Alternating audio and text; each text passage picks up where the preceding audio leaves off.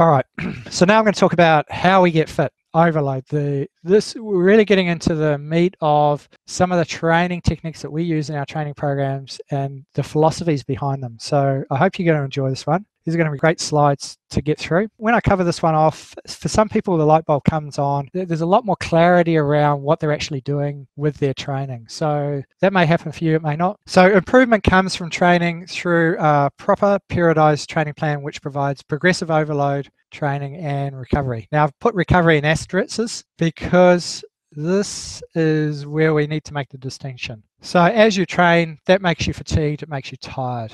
All right, it actually detrains you. So it makes you less fit because you're tired and fatigued. The training load is what does that to you. Now, it's in the recovery that the adaptation from that training load happens. And I want to pause for a moment because it's important to understand that it's the recovery, that's where the fitness is actually being developed.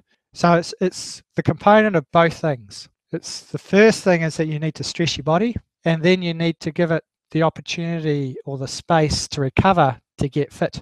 All right. Now, if you don't get that balance right, there's two things that happen. One, if you overtrain, if there's people going, I'm getting less fit, I'm riding slower, I'm not getting fitter, I need to train more. Okay, that's one of the traps that people fall into. Okay, and sometimes it's actually better to actually stay in bed and have a sleep in and a rest day. It's actually better for getting fitter than it is to go out for a ride. Depends on where you are in your program and how you've been training. So on the other end of the extreme, people, they get a little bit of training load happening and they find they're riding slightly slower and they go, I need to stop because I'm overtraining. And it's like they kind of don't push themselves enough to get enough of a training load happening to get the adaptation happening. So they actually have too much recovery. So it's important to get that balance, all right? But it's important to understand that it's the progressive loading and the recovery that makes a big difference. All right, so this is how we structure our training programs and our training. So I'll go through each of these 3 steps: base, strength, and speed. There's a lot of training programs out there. Remember I talked about, you get stuff off the internet, or, you get a training program and usually addresses one area of this, not all of them. Or, you